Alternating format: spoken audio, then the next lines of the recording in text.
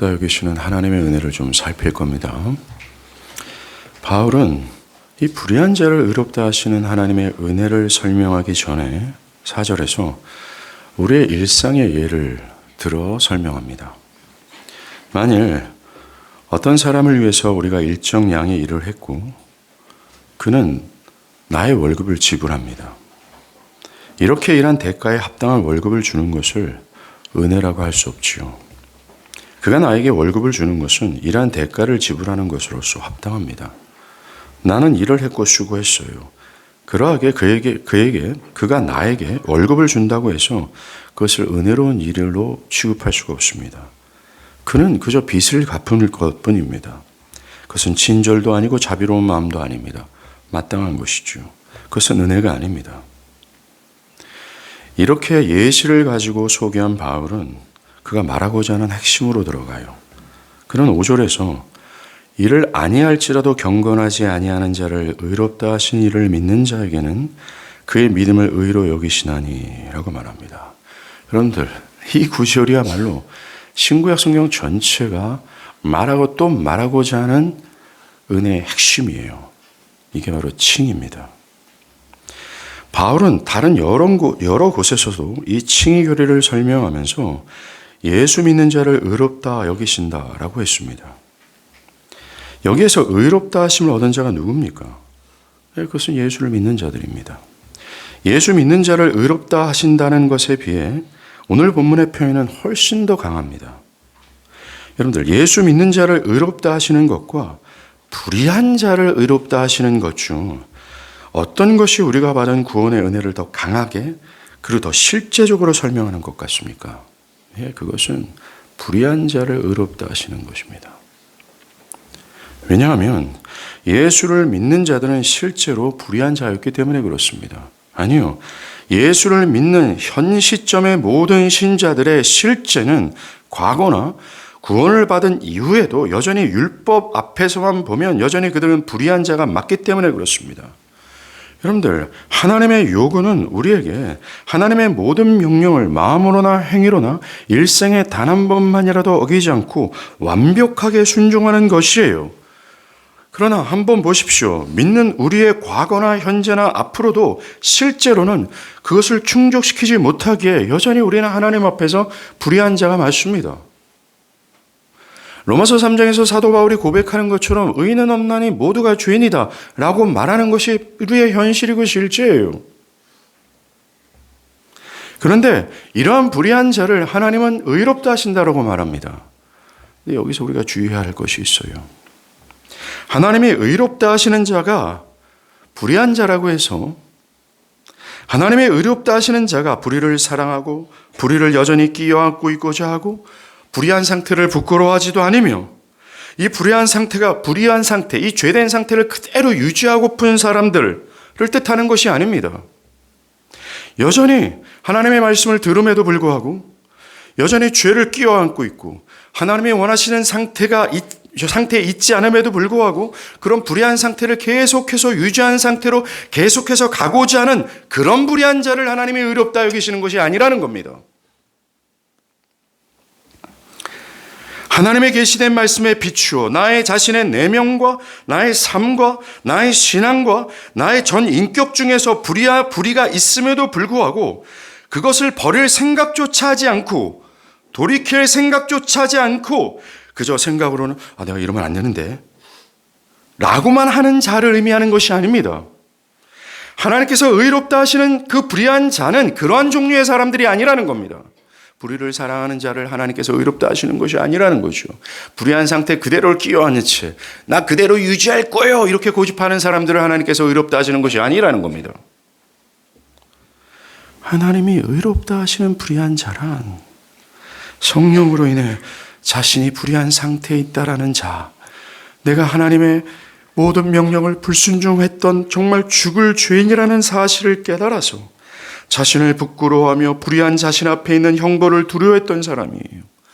그 불의가 주는 사망을 깨닫고 불의를 미워하고 불의에서 떠나고 싶어하며 불의를 버리고 싶어하긴 하지만 자신의 힘과 의지로는 이 불의를 해결할 수 없다는 사실로 절망했던 사람입니다.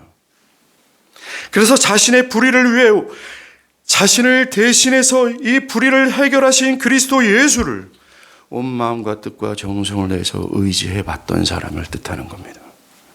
한마디로 말해서 믿는 불의한 자를 하나님은 의롭다 하신다라는 것입니다. 나는 이 죄 안 버릴 거예요. 나는 이 죄 상태 그대로 있을 거예요. 나의 삶의 행태들, 내 마음의 내면의 상태들, 여전히 보이는 죄 이것저것 있는데 요것저것 안 버릴 거예요 하는 자를 의롭다 여기시는 하나님이 아니라는 겁니다. 자신의 현실을 제대로 깨닫고 이 불의로 인해 슬퍼하고 이 지긋지긋한 이 불의 버리고 싶지만 내 힘과 지혜로는 버릴 수 없어서 이 불의를 해결하신 예수 그리스도를 온 마음을 다해 온 정성을 다해 붙들고 매달려 사는 거예요. 하나님은 이런 불의한 자를 의롭다 하신다는 겁니다. 이들이 누구예요? 바로 그리스도인들입니다. 의롭다 여김을 받은 그리스도인들은 다름 아닌 일하지 않은 자, 불의한 자라는 것입니다. 이것은 예수를 믿는 자들의 실제적인 정체를 폭로한 거예요. 그들의 실제적인 상태와 신분을 말한 겁니다. 사랑하는 여러분, 그리스도인들은 실제로 일하지 않는 자였습니다. 그리고 엄밀히 따져서는 현재도 일하지 않는 자가 맞습니다. 믿은 후에도 여전히 일하지 못하고 있으며 일하지 않는 자가 맞습니다. 그것으로 그들은 합당한 대가를 받지 말아야 했으며 어떤 혜택도 복락도 누릴 수 없는 자들이었어요. 현 시점에도 마찬가지입니다. 바울은 예수를 믿는 자들의 정체를 거룩하고 공의로우신 하나님께서 그들에게 그 무엇도 주지 말아야 하고 줄 수도 없고 그저 하나님의 진노와 심판을 받아 하야 할 불의한 자라고 말합니다. 그들은 들여 마실 공기가 없어야 되며 생명을 유지할 수 없어야 되며 먹을 것과 마실 것이 없어야 될 존재였습니다. 현 시점에도 마찬가지입니다. 왜요? 그들은 일하지 않았고 일하지 않기 때문에 그렇습니다. 자, 그렇다면 오늘 본문에서 예수를 믿는 자들의 일하지 않는 자, 불의한 자라고 할 때에 그들이 도대체 무슨 일을 안 했다라는 거예요? 무엇을 하지 않는 결과로 불의한 자라는 것일까요? 그것은 행위 언약의 요구를 행하지 않았던 것을 의미합니다. 여러분들이 잘 아는 것처럼 행위 언약이 뭡니까? 하나님의 모든 율법의 요구를 인생에 단 한 번만이라도 어기지 않고 마음으로나 행위로나 완벽하게 지키는 것을 행위 언약은 요구를 해요. 만약에 일생에 단 한 번만이라도 어기지 않고 완벽하게 순종한다면 그들에게 영생을 약속하셨고 만약에 그렇지 않으면 사망의 결과, 심판이 따를 것이라는 약속이 바로 이 행위언약입니다. 이 행위언약은 마치 4절에서 만일 내가 어떤 사람을 위하여 일정량의 일을 하면 그가 나에게 월급을 준다라는 서로의 약속, 계약과도 같아요. 행위언약은 이와 같이 인간이 하나님의 모든 명령을 완벽하게 순종할 시 그것에 합당한 값인 구원을 주겠다라고 하는 일종의 계약이었습니다. 이것이 구원의 조건이에요. 태초에 아담뿐만 아니라 현 시점에서도 우리 인간의 구원을 받기 위해서는 이 행위언약의 요구를 충족해야 합니다. 이 율법의 요구에 대한 나의 마음과 행위나 마음의 의도가 조금 더 벗어나서는 안 돼요. 철저히 나 외에 다른 신을 두지 말라고 하는 이 율법의 강령을 완벽하게 충족시켜야 하며 충족한 상태에 있어야 된다는 겁니다. 구원을 얻기 위해서는 기필코 이 요구에 충족돼야 돼요. 즉 모든 하나님의 명령을 인생에 단 한 번만이라도 어기지 않고 마음으로나 행위로나 완벽하게 순종해야 되며 그 순종하는 상태를 유지해야 됩니다. 이렇게 될 때야 비로소 하나님께 의롭다함을 받는다라는 겁니다. 그 결과가 구원이라는 거예요. 그렇지 않으면 죽음과 심판이라는 것입니다. 목사님, 복음은 다르게 얘기하는데요? 여러분들이 복음을 제대로 이해하기 위해서는 이거부터 이해해야 되는 거예요. 왜? 첫 아담서부터 현존하는 모든 인류, 저와 여러분들이 구원을 얻기 위해서 정말 충족해야 되는 것이 이 행위 언약에 대한 요구예요. 그 어떤 인간도 이 행위 언약의 요구에서 피할 수 없어요. 이것을 벗어나서 구원을 받을 수가 없어요. 이것이 충족돼야 돼요. 나와 여러분들 각각의 개인들이 이 행위 언약의 요구가 충족돼야 돼요. 여러분들, 이것의 확실한 예가 아담 아닙니까? 그는 단 한 번의 죄로 말미암아 그가 갖고 있었던 모든 영광을 다 잃어버리고 죽음과 심판으로 떨어졌어요. 아담이 몇 번 죄를 범했습니까? 100번입니까? 아담이 몇 번 죄를 범했습니까? 10번이에요? 아담이 몇 번 죄를 범했습니까? 딱 한 번입니다. 하나님은 이 행위 언약을 철저히 수행하셨습니다. 그분은 신실하게 수행했을 뿐입니다. 아담이 딱 한 번의 죄로 말미암아 자신의 모든 영광을 잃어버리고 사망과 죽음과 권세와 심판으로 떨어질 수밖에 없었어요. 우리는 행위 언약을 충족해야 구원을 얻을 수 있어요. 그러나 문제는 전적으로 타락한 인간은 그들의 체질과 의지와 본성 자체가 부패해서 하나님을 순종하려 하지 않을 뿐만 아니라 순종하지 못하는 상태에 떨어졌다라는 겁니다. 인간에게 남아있는 의지는 하나님의 말씀을 따르려는 의지가 없고 오직 자신을 주장하고 자신의 견해와 정신을 따라 자신만을 영화롭게 하고자 하는 상태의 의지만 남아있을 뿐이라는 겁니다. 심지어 내 육체와 마음에 원하는 대로 살아가는 의지가 너무나 강해서 들려지는 하나님의 말씀이 이것저것 말하고 또 말하고 또 말해도 그 하나님의 말씀을 쉽게 왁스처럼 지워버리고 내가 원하는 대로 살아가고자 하는 의지만 남아있다라는 겁니다. 내 견해와 정신에 순종하는 의지만 남아있고 내 견해와 정신에 순종함으로 오직 나의 영광만을 위해서 살고자 하는 의지의 상태로 떨어졌다라는 거예요. 이게 죽음의 상태라고 설명을 드렸죠. 습성과 본성이 온갖 악함으로 기울어지게 되었어요. 그들의 정신과 의지와 생각이 부패하고 어그러지고 타락하고 악해지고 도구로 가득차게 되었습니다. 그 결과 인간의 현재의 상태는 행위 언약의 요구를 온전히 충족시킬 수 없는 상태에 빠졌다라는 겁니다. 그래서 하나님과의 계약대로, 약속대로 인간은 구원을 절대로 바랄 수 없는 처지에 있고 반대로 모든 인간은 필연적으로 심판에 떨어질 수밖에 없는 상태에 이르게 된 거예요. 이것이 여러분의 진실입니다. 이게 여러분들의 상태며 모든 인류의 현실이에요. 기억할 것은 이거 기억해야 돼요. 아담이 행위 언약을 깼잖아요. 그래서 하나님은 인간을 구원할 의무가 완전히 자유로워졌어요. 사람에게 영생을 주지 않아도 되게 되었습니다. 그러나 언약을 깬 아담은 비록 순종할 힘을 잃었다 해도, 순종할 본성을 잃었다 해도 그 의무가 자유로워진 것이 아니에요. 여전히 순종할 의무가 있고 이걸 통해서 구원을 얻어야 될 어떤 상태, 어떤 조건이 있다라는 겁니다. 그 약속은 완전히 파해진 것이 아니라는 겁니다. 여러분도 어떤 사람한테 돈을 꿨어요. 한 1억을 꿨습니다.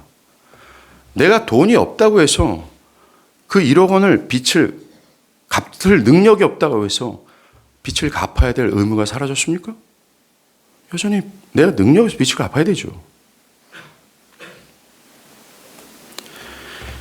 아담과 그의 후손이 모든 인류에게 의무를 행할 힘이 없다 해서 그 행위 언약의 의무에서 벗어난 것이 아닙니다. 구원은 이 행위 언약을 충족시킨 자만 누리는 은혜예요. 이 행위 언약이 충족시켜야 그 대가로 구원을 받습니다. 이 법적 구속력은 여전해요. 여전히 의롭다함을 얻기 위해서는 일해야 됩니다. 즉 하나님의 모든 명령에 완벽하게 순종해야 됩니다. 그런데 바울이 로마서 3장 20절에 뭐라 그래요? 율법의 행위로는 그 앞에 의롭다 하심을 얻을 육체가 없다라고 말합니다. 이게 율법의 저주 아니에요? 율법을 완벽하게 순종해야 되는 것은 알지만, 그렇게 해야 구원을 받아야 되지만 할 수 없다라는 것입니다. 해야 되는데 할 수 없다라는 겁니다. 이것이 율법의 저주예요. 바울이 오늘 본문 5절에서 일하지 않는 자란 바로 이렇게 타락해서 행위 언약, 율법을 완벽하게 순종하지 않을 뿐만 아니라 할 수도 없게 되어서 전혀 일하기를 원치 않고 나아가 일하지도 못하는 인류 전체를 말하는 겁니다. 이게 불의한 자라는 거예요. 오늘 본문에서 바울은 하나님으로부터 의롭다함을 얻은 믿는 자가 이렇게 하나님의 명령을 수행하지 않을 뿐만 아니라 할 수도 없는 타락하고 불경건한 자라고 말합니다.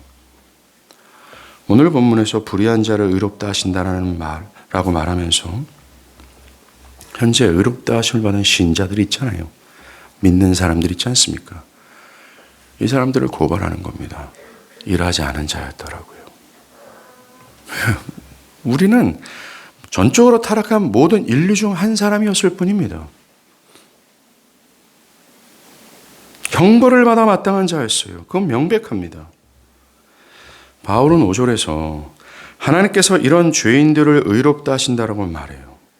분명히 칭의 교리가 맞거든요. 특별히 불의한 자를 의롭다 여긴다라는 5절은 칭의를 가장 잘 표현한 말입니다.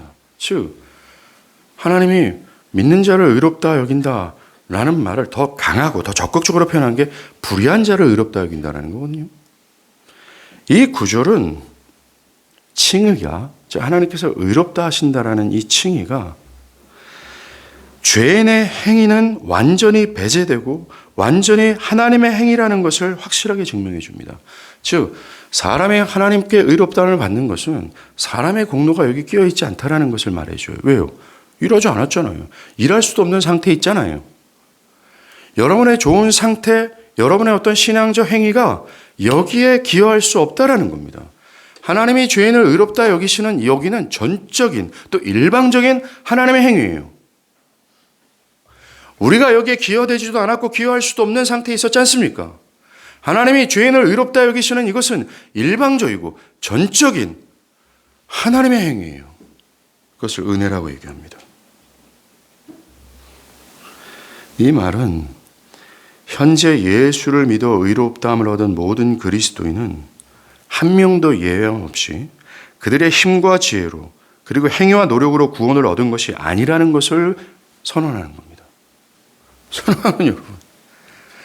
여러분들이 다른 사람들에 비해서 종교성이 뛰어나기 때문에, 여러분들이 다른 사람에서 좋은 가문에서 태어났기 때문에, 여러분들이 나름대로 진지하기 때문에, 아니면 내가 교회를 어느 정도 다녔기 때문에, 사도 바울은 말합니다. 그거 아니다. 너희들이 아무리 뭘 하고 뭐 어떤 좋은 상태에 이른다 할지라도 하나님 보시기에는 다 일하지 않는 자였다. 즉 행위 언약에서 벗어난 자였다. 행위 언약의 요구를 충족시키지 못한 자로서 심판과 저주와 형벌을 받아 마땅한 처지였다. 하나님께서 지금도 너희들을 아작내신다면 너는 할 말 없는 죄인의 그 상태였다라고 말합니다.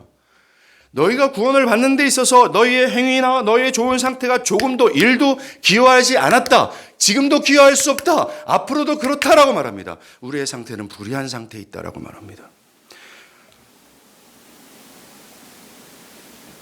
모든 신자들에게 말해주는 거예요. 그래서 우리는 자랑할 수 없다. 너희들이 구원을 받은 것은 전적이고 일방적인 하나님의 은혜였다라고 말합니다.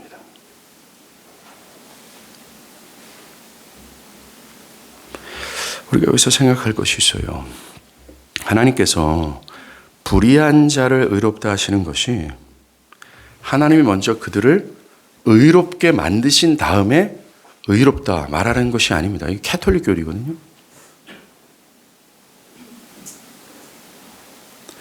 또 우리가 정말 믿음으로 의롭게 되어서 우리가 믿습니다 할 때 순간 나의 전 인격이 의로워졌기 때문에 하나님이 의롭다 하시는 것이 아닙니다.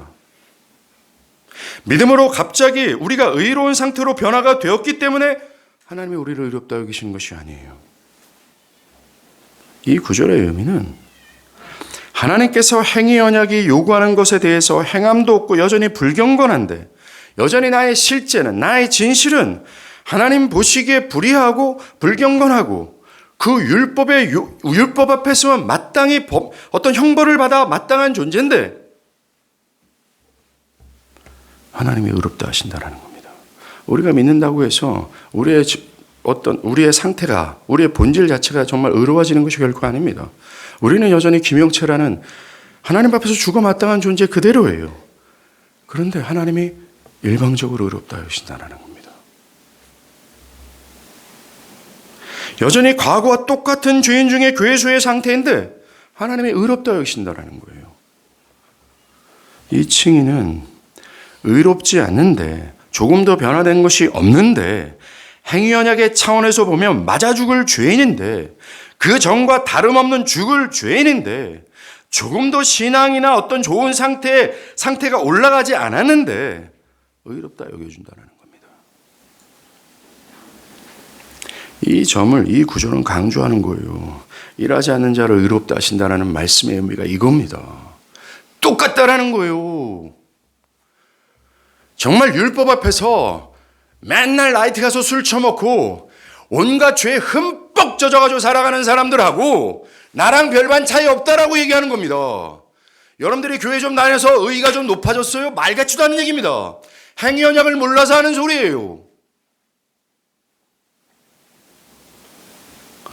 우리가 손가락질하면서 저 인간 죽일 놈이면 죽일 놈이다, 저 인간 살아서 안 될 놈이다 하는 죄인과 율법 앞에서는 내가 똑같다라는 거예요.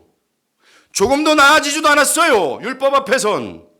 여러분들이 행위 언약의 요구를 완벽하게 지킨 적이 있습니까? 그런데 그런 불의한 나를 하나님이 의롭다 하신다고 말합니다. 여기서 이제 질문이 생기는 거죠. 하나님은 불의한 자를 그냥 의롭다 하시는 분이라면 과연 하나님은 정의로운 분입니까? 정의롭지도 못하고 의롭지 못하는데 그가 과연 죄를 미워하시는 거룩하신 하나님입니까? 아니, 맞아 죽을 죄인을 그냥 죄 없다, 너 의롭다 하시는 것이 과연 하나님의 정의롭냐 이거예요. 죄인들이 마땅히 행해야 될 완전한 순종이 없는데 의롭다 한다면 옛날 아담과 약속했던 이 행위 언약은 어디 간 거예요? 그 약속을 그냥 확 묵과해버리시는 분입니까? 하나님은 그럼 신실하지 않은 분이 되고 어떤 정의롭지 않은 분이 되어버리는 겁니다.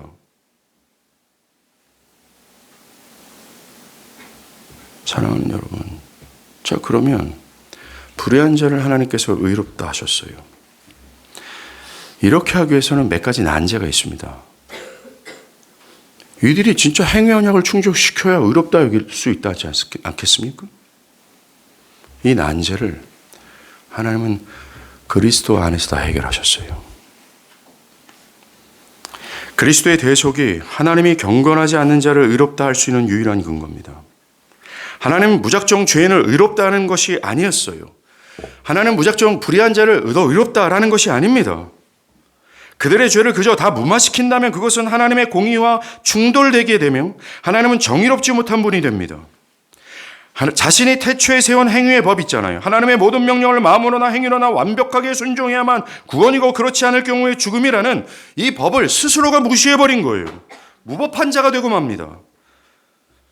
하나님은 공의로우신 분이에요. 정의와 근원이신 분이시고 죄를 미워하시는 거룩하신 분입니다. 그래서 하나님이 죄인을 의롭다 여기시기 위해서는 먼저 의롭다 여길 만한 그 죄인의 죄값이 있어요. 행위 언약을 어길 경우에 죄값이 뭡니까? 정령 죽는다라는 거거든요. 그 정령 죽어야 될 그 죄책을 해결해야 돼요. 두 번째, 하나님이 이 죄인을 의롭다 여기시기 위해서는 이 죄책을 모든 형벌을 받음으로 여러분들 위법하면 그 위법한 법에 대한 형벌을 받아야 되잖아요. 교통신호 어기면 벌칙금을 받아야 죄에서 자유롭게 되지 않습니까? 똑같아요. 여러분들의 행위 언약에 대해서 불순종했다면 그 불순종한 대가를 지불해야 돼요. 그게 형벌입니다. 하나님의 진노를 받는 거죠. 그것으로서 여러분들의 죄가 사라져야 돼요. 그리고 두 번째 난제가 있습니다. 뭡니까? 행위 언약의 모든 요구를 완벽하게 순종한 상태이고 또 완전한 의로운 상태가 유지돼야 돼요.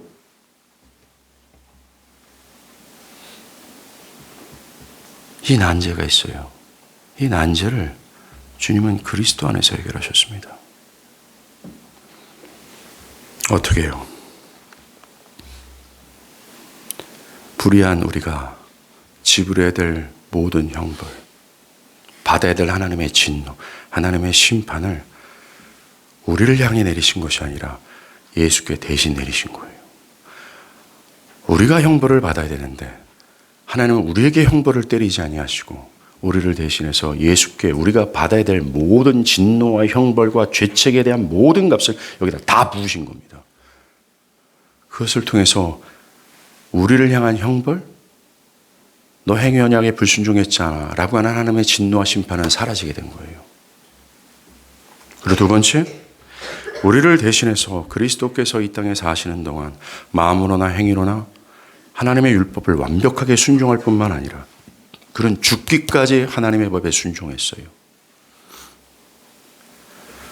그분은 의로운 상태가 계속해서 유지되는 분이십니다. 이것을 그리스도 안에서 하나님은 충족하셨어요. 하나님은 불의한 자를 의롭다 여기시기 위해 당신의 아들을 그들의 대리자, 대속자, 불의한 자들의 죄를 대신 짊어지셔서 그들이 받아야 될 처참한 죽음을 감당하는 화목제물로 삼으셨습니다. 하나님은 의인이 아니라 죄인을 위해서 여호와께서 우리의 모든 죄악을 그에게 담당시키셨다라는 말씀처럼 그에게 우리의 모든 죄를 다 뽑아 그에게 다 옮기셨어요. 그리고 주님은 그것을 기쁨으로 순종하셨습니다. 불의한 자를 의롭다 여기시기 위해 하나님은 죄인들의 죄악을 그리스도께 모두 옮기시고 그리스도를 우리와 같이 만드셨습니다. 즉 죄인으로 만드셨다라는 거예요. 이것은 그가 죄인이라서 죄인으로 만드셨다라는 것이 아니라 우리의 죄를 옮겨받은 법정적인 의미를 뜻하는 거예요. 불의한 자들의 죄가 모두 예수에게 전가된 후에 예수는 하나님의 진노와 형벌을 받아야 될 모든 인류가 되셨어요. 행위 언약에 불순종할 뿐만 아니라 그걸 지킬 생각조차도 안 하고 난 하나님 싫어요. 내가 하나님 될 거예요. 하나님 뜻, 하나님의 말씀 개무시하면서 내 주관에 따라 내 마음의 욕심에 따라 내가 마음에 원하는 대로 살아갈 정도로 부패하고 어그러지고 망가지고 하나님 싫어하는 영혼들을 위하여 대신 형벌을 받기 위해 우리가 되셨다라는 겁니다. 불의한 자 중에 불의한 자가 되셨다라는 겁니다. 십자가에 달린 예수는 말입니다. 하나님의 아들이 아니라 그 순간에는 우리의 모든 죄짐을 짊어진 나 자신이 된 거예요. 불의한 자가 된 겁니다. 그러하게 율법은 십자가에서 죄짐을 옮겨진 예수를 향해서 뭐라고 외쳐요? 저놈 죽여라! 라고 말합니다. 저놈을 머리부터 발끝까지 아작내거라. 창세기 3장 이후에 하나님이 그토록 사랑하는 애지중지한 인간을 죄의 구렁텅이로 떨어뜨렸던 죄를 향한 하나님의 진노가 있었어요. 하나님의 진노가 구약에서 잠깐 보였단 말입니다. 구약에서 조금씩 간헐적으로 보였어요. 하나님의 진노가 올라오다 말았단 말입니다. 그런데 십자가의 예수를 향해서 그동안 억눌렸던 당신의 진노, 이 죄를 향한 하나님의 들끓는 분노와 함께 내려질 하나님의 형벌이 한꺼번에 다 내리쳤어요.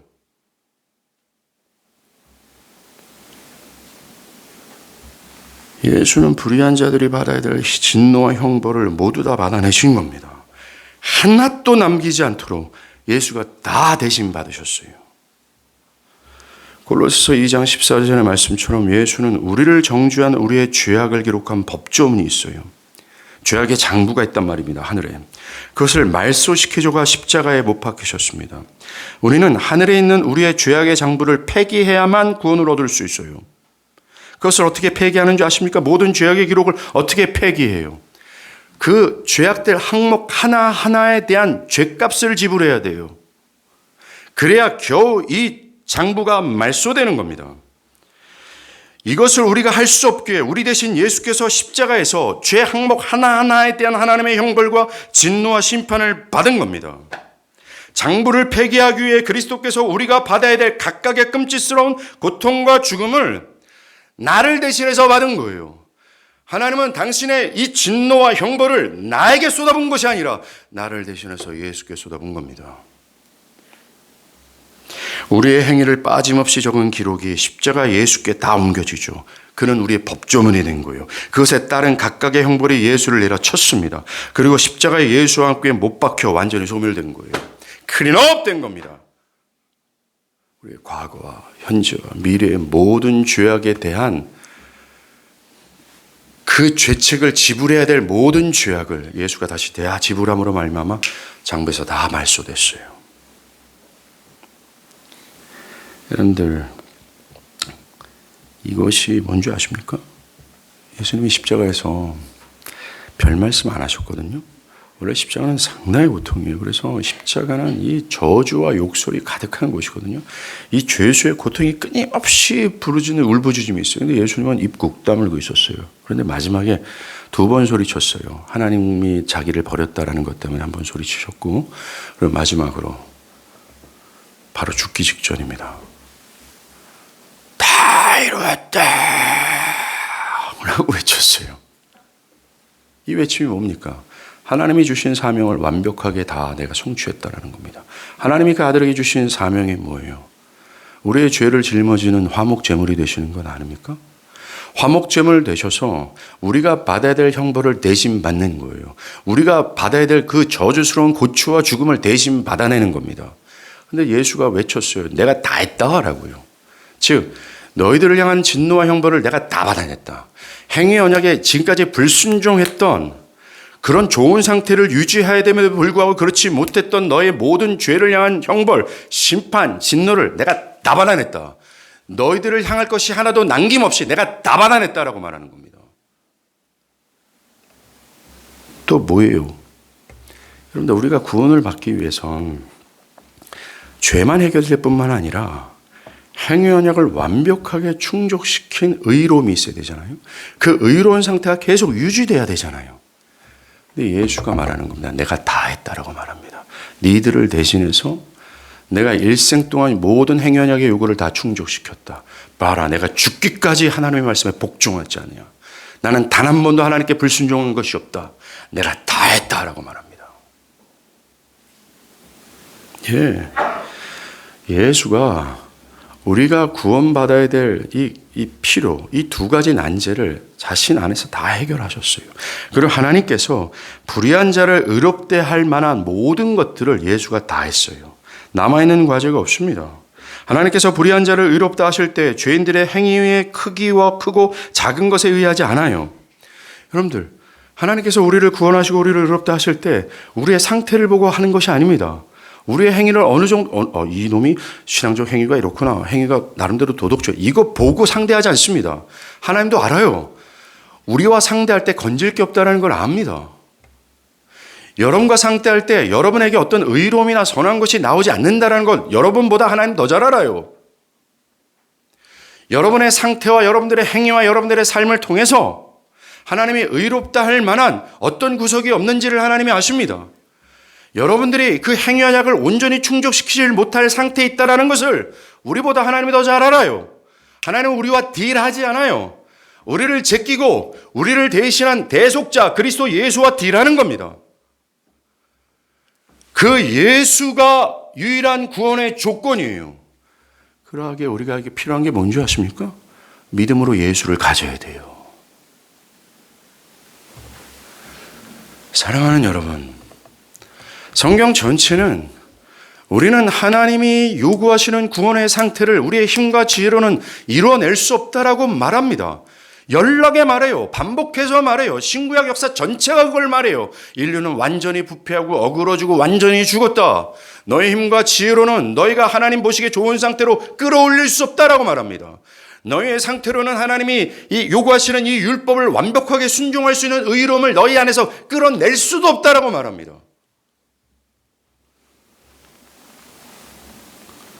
여러분들이 구원을 얻기 위해서 필요한 것은 완벽한 구원의 조건을 갖춘 예수를 믿음으로 붙들어야 돼요. 믿음으로 그분을 가져야 되는 겁니다. 구원의 소망은 오로지 그리스도의 대속적인 죽음과 순환하고만 상대하십니다. 그것을 믿음으로 가지고 있는가 그렇지 않는가로만 판단하시는 거예요. 하나님은 우리의 상태를 보지 아니하시고 우리의 고백을 듣지도 아니하십니다. 하나님이 우리를 구원하시기 위해서 상대하시는 것은 우리 전체를 제끼고 예수가 있는가 없는가로만 판단하시는 거예요. 왜요? 하나님이 구원하시는 유일한 조건은 예수만 충족하셨기 때문에 그래요. 오직 믿음이라는 겁니다. 믿음, 뭡니까? 사실 믿음은 엄밀히 말해서 성령의 거듭나게 하시는 역사로부터 시작돼요. 믿음은 나의 자의적인 노력과 선택에 의해서 결정되는 것이 아닙니다. 형성되는 게 아니에요. 성령이 먼저 우리 안에 뭔가를 해주셔야 돼요. 성령이 우리 안에 들어오셔서 나의 현실을 깨닫게 해주셔야 돼요. 뭡니까? 내가 행위언약에 불순종했던 죽음 마땅한 죄인이라는 사실. 나는 그전에 어느 정도 괜찮은 사람이라고 생각했어요. 나는 어느 정도는 교회를 다녔고 나의 양심은 그래도 하나님의 말씀에 대해서 찔리는 부분도 있고 하나님을 생각한 적도 있고 예수를 생각한 적도 있고 사람들과 신앙에 대해서 노닥거리는 그런 정도의 수준의 사람이라고 생각을 했어요. 그런데 성령께서 내 마음에 들어오셔서 나의 진실을 밝히는 겁니다. 나는 위장된 나만 봤어요.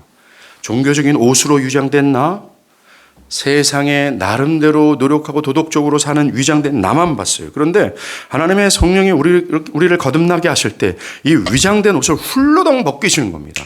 나의 진실된 모습을 보여주는 거예요. 죄의 상태에 있는 거예요.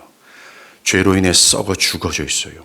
죄의 구더기가 우글거리고 있고 위선과 부패의 피고름이 터져나 있는 모습이에요. 성령께서 우리를 거듭나게 하실 때 우리의 실존을 보게 하세요. 아, 내가 죽었구나. 죽게 되었구나. 하나님의 형벌 앞에 직면해 있구나. 이것 가운데 두려워 발발 떨어요. 그래서 이 죄에서 피하고 싶고 이 죄에서 벗어나고 싶어요. 이 하나님이 의롭다 여기시는 의로운 자는 여기서부터 시작되는 겁니다. 믿음은 여기서부터 시작되는 거예요. 그래서 믿음은 나를 이렇게 망가뜨린 죄를 미워하고 하나님의 죄를 연락에 혐오하니까 그도 똑같이 믿는 자는 죄를 혐오할 수밖에 없어요. 이 혐오스러운 죄에서 벗어나고 싶은데 나의 힘과 지혜로는 벗어날 수 없다라는 것 때문에 절망스러워요. 그때 복음이 들려요. 야, 예수 믿으면 안 된다. 너 사망 가운데, 사망 가운데 있어요. 어찌해야 내 사망에서 생명으로 옮길 수 있습니까? 라고 할 때 애통하는 그에게 복음이 들려요. 그때서야 복음이 들리는 거예요. 여러분들이 10년, 20년, 30년 교회에서 연락에 들었던 얘기 있잖아요. 예수를 믿으면 구원을 받는다라는 얘기 있잖아요. 그 전까지는 이게 마땅한 진리예요.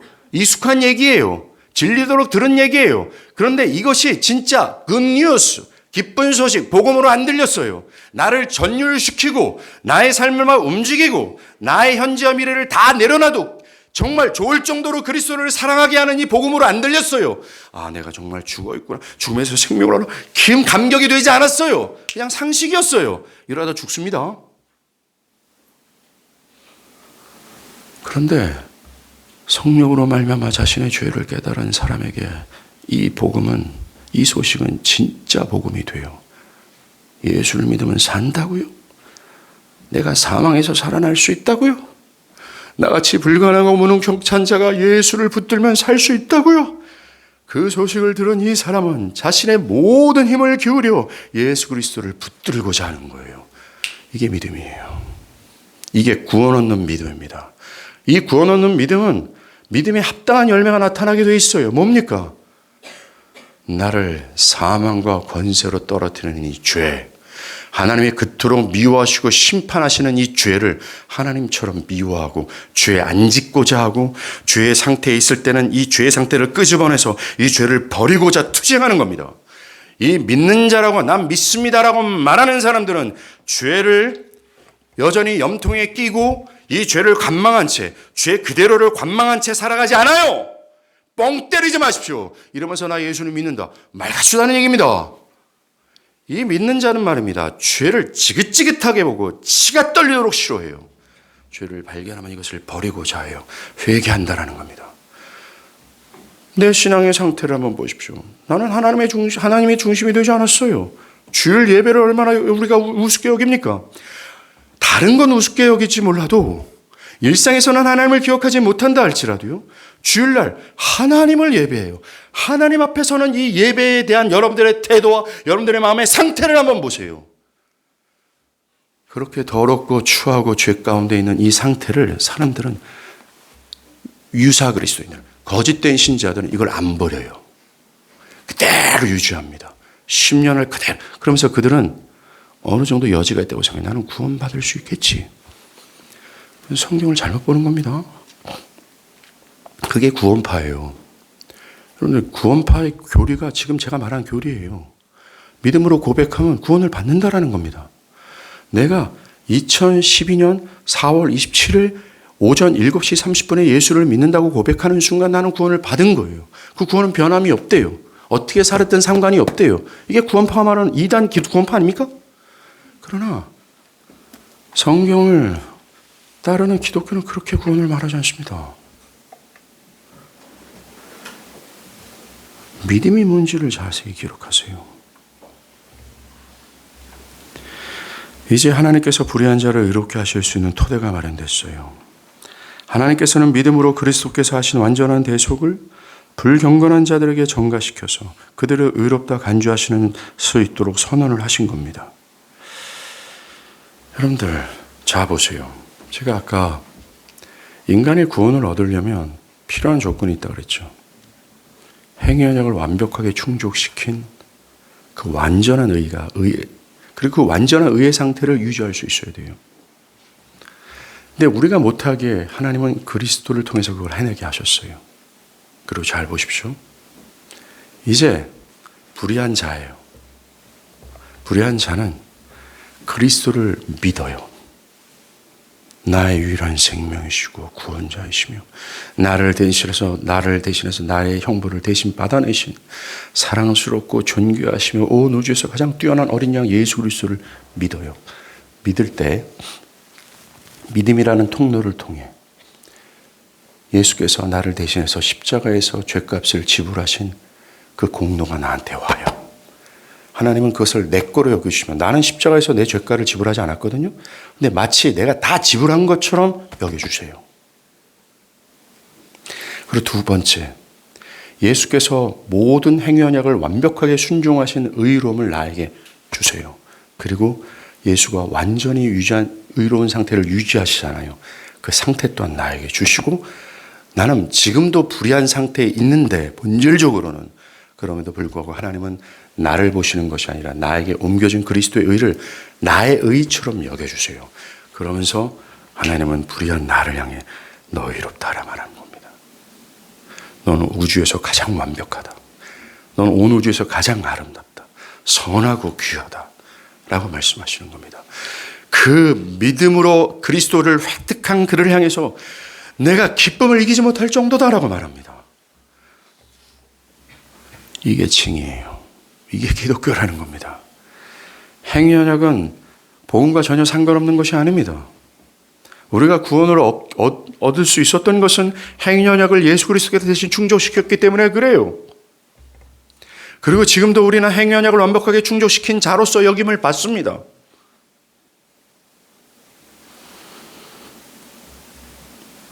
이게 칭의고 이게 기독교예요. 그리고 기억할 것이 있습니다. 창세기 3장 15절 오리진 가스펠이라고 그러죠. 아담이 타락한 직후부터 하나님 이것을 약속하셨어요. 타락하여 뭉개진 인간들을 향해서 하나님은 어떤 행위를 보지 않겠다 결단하셨습니다. 그들이 좋은 상태에 이르면 구원할 수 있겠다. 이 방법으로는 안 된다라는 것을 하나님은 이제 아셨습니다. 그때부터 아브라함과 이삭과 야곱을 통해 그리고 모세와 십계명과 이스라엘 역사를 통해 주구장창 말하고 계속 말이 왔어요.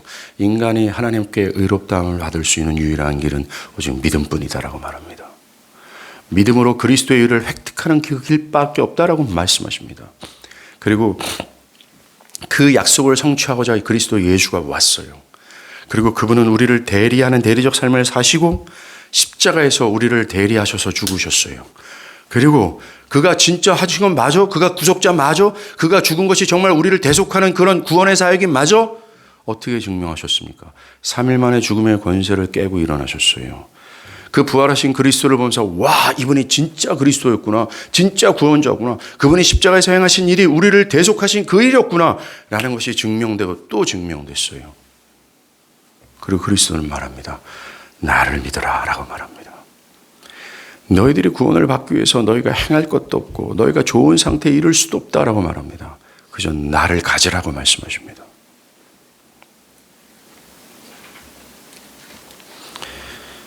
여러분들, 성경은 불의한 자를 의롭다 여긴다고 말하지 않습니까? 하나님은 어느 정도에 있는 상태의 사람들을 의롭다 말씀하지 않고 불의한 자를 의롭다 하신단 말입니다. 이 말은 오직 은혜로 구원을 받는다라고 하는데 성경은 말해요. 이 은혜는 차별이 없다라고 말합니다. 우리가 보기에 저 인간 죽어야 되는데 할 만한 사람도 믿는다면 의롭다 여김을 받을 수 있다는 거예요. 불의한 자가 의롭다 여기는 것은 은혜이기 때문에 나 자신이 불의한 자라고 생각한다면, 부끄러운 죄인이라고 여긴다면, 하나님이 나를 용서하지 않을 거야 라고 말할 정도로 자신이 부끄럽고 그 하나님 앞에서 두려워 떠는 자라 할지라도 충분히 자격이 있음을 여러분들 기억하십시오. 하나님은 불의한 자를 의롭다 여기시기 때문에 그렇습니다. 혹시나 오랫동안 하나님을 떠나 있었습니까? 하나님을 감각하는 능력도 다 상실할 만큼, 하나님이 느껴지지 않을 것만큼 하나님과 멀어져서 내 영혼이 마치 사망의 상태에 있는 것 같은 느낌이 들지는 않습니까? 그럼에도 불구하고 하나님은 말씀하세요. 그들이 그리스도를 믿는다면 차별 없이 그들을 의롭다 여기시며 온 우주에서 가장 존귀하게 여기시고 그들과 영원토록 함께 하신다는 약속을 체결하셔서 그들을 보호하시고 그들이 하나님이 되어주실 거라고 말씀하세요. 차별이 없기 때문에 그렇습니다. 기독교는 차별이 없어요. 어느 정도의 상태에 있는 사람들만 와라라고 말씀하신 것이 아닙니다. 어느 정도의 고백과 어느 정도의 신앙이 열심히 있는 사람들만 오라고 말하지 않습니다. 그것은 기독교가 아니에요. 그런 기독교가 그렇게 처절하게 혐오하는 율법주의에 불과합니다. 불신앙이에요. 기독교는 차별이 없다라고 말합니다. 하나님은 믿음의 강함이나 믿음의 약함이나 믿음의 적음, 그런 종류에 대해서도 따지지 않으세요. 너무나 많은 사람들이 믿음의 양과 질에 대한 문제 안에 갇혀 있습니다. 믿음이 강해야 하나님이 나를 구원하실 것 같고 이 현재 이 약한 믿음은 하나님이 구원하지 않을 것 같다라고는 의심을 품지요. 그러나 은혜의 하나님은 이 문제에 대해서도 아무 말씀하지 않습니다. 하나님은 믿음의 양이니 믿음의 질을 따지지 아니하십니다. 믿음이 크든 믿음이 적든 따지지 않으세요. 하나님이 중요시 여기는 것은 믿음이 아니라 믿음으로 연결된 그리스도를 중요시해야 한다는 겁니다. 이 연약한 믿음이든 센 믿음이든 질적으로 떨어지는 믿음이라 할지라도 그 믿음이 붙들고 있는 그리스도를 상대하시지 우리의 믿음을 보시지 않는다라는 거예요. 그러니 믿으십시오. 저 레위기 1장을 보면 옛날에 그 화목제사가 나오거든요. 이 화목제사는 하나님이 어떻게 하냐면 번제물을 준비하게 하십니다. 양이든 염소든. 그리고 이제 이 번제물을 데리고 온 죄인이 있어요. 죄인이 이렇게 제사장한테 끌고 갑니다. 그 제사장이 여기다 이 죄인과 함께 이 번제물에 안수하게 해요. 이 안수한다는 것은 이 죄인들의 죄를 여기다 옮긴다라는 겁니다. 이 죄를 옮겨받은 이 번제물은 어떻게 돼요? 죄가 되는 거죠. 이 사람의 죄가. 자신의 죄를 번제물에 옮겼어요. 수많은 연약한 손들이 그리고 수많은 죄악된 손들이 번제물의 머리에 안수했습니다.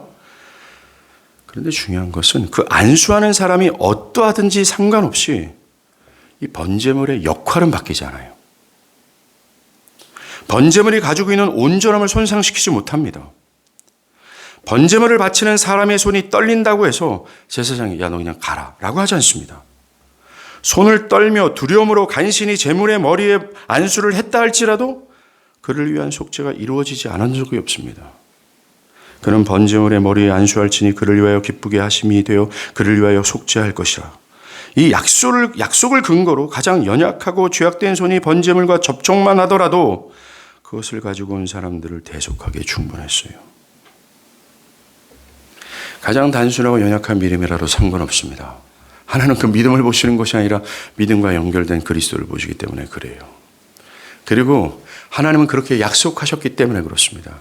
그리스도를 믿는 모든 자들을 내가 의롭다 여기신다라고 신구약 성경 전체를 통해서 아들의 죽음을 걸고까지도 약속하셨어요. 우리를 위하여 무언가를 하는 주체는 우리의 믿음의 양과 질이 아니라 불의한 자를 위해 대신 고난받으신 그리스도의 탁월함에 있어요. 우리가 그 예수를 믿을 때 그에 의해 옷은 우리의 인격과 삶에 있는 불완전함뿐만 아니라 심지어 우리의 믿음의 불완전함까지도 충분히 덮어버려요. 그러니 주 예수를 믿으라 그리하면 내가 구원을 받을 것이다 하는 이 말을 믿으세요. 믿고 또 믿으십시오. 여러분이 자격이 없다고 생각할 때 더욱 믿으십시오. 여러분들, 아브라함의 비결이 이거 아니었습니까? 아브라함이 먹고 살기 위해서, 가뭄이 들어서 먹고 살기 위해서 언약의 자궁이 되는 사라마저도 버리고 하나님께서 허락하신 약속의 땅마저도 버렸어요. 이 언약의 자궁, 사라를 통해서 하나님이 거룩한 백성을 지으신다고 하셨는데, 이 언약의 자궁, 이 사라, 자기 목숨 부지하고자 이 사라를 자신의 아내가 아니라 누이 동생으로 속였잖아요. 파렴치함이에요. 하나님을 속이고 하나님을 버린 적이 한두 번이 아닙니다. 그런데 아브라함의 비결이 뭐였어요? 바랄 수 없는 중에 바랬다라고 말해요. 그는 자신이 자격이 없다라고 느껴질 때마다 더욱 바랬다라고 말합니다. 자신이 죽을 죄인이라는 사실이 느껴질 때마다 그는 더욱 믿었다라고 말합니다. 그는 자신이 부끄럽고 하나님께 난 버려질 거야 라는 두려움에 쌓일 때마다 그는 더욱 믿었다라고 말합니다. 여러분들이 죄악 가운데 상태에 있을 때 여러분이 할 수 있는 일은 더욱 믿는 거예요. 그리스도를 붙드는 겁니다.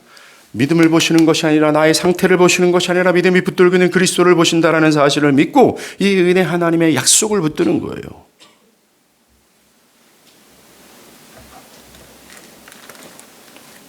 마지막이죠. 그러면 목사님, 구원을 확신할 수 있습니까? Absolutely. 이게 필연이라 그랬나요? 아니에요. 구원을 확신할 수 있습니까? 주, 하나님께서 나의 모든 죄를 다 도말하시고 나를 완전한 의로운 자로 여기신다라고 하는 이 하나님의 선언과 이 약속, 나의 상태는 하나님이 보시기에 영원토록 의로운 상태에 있으며 하나님이 보시기에 기쁨을 이기지 못하는 하나님의 자녀의 상태라는 것을 확신하고 확신할 수 있습니까? 작은 풍랑에도, 어떤 큰 풍랑에도 흔들리지 않고 견고히 내가 하나님의 구원받은 자녀라는 사실을 확신할 수 있습니까? Yes, 확신할 수 있습니다. 그런데 만약 여러분들을 본다면 자기 자신을 보는 사람은 그 누구도 확신할 수 없을 거예요. 사도 바울을 비롯해서 신앙의 모든 거룩한 영웅들까지도 자기 자신의 상태와 자신의 행위나 자신의 어떤 생각과 관념과 방향성을 본다면 그 누구도 확신하지 못합니다. 양심이 있어야지. 양심이 있어야죠. 내 양심으로 나를 보면 나는 확신하지 못해요. 나는 지옥에 떨어지는 것이 맞아요. 우리가 확신할 수 있는 유일한 길은 그리스도께서 행하신 그 일을 바라볼 때입니다.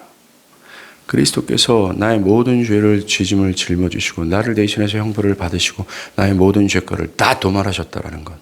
그리고 그리스도께서 하나님이 요구하시는 이 율법의 요구를 완벽하게 순종하셨다라는 것.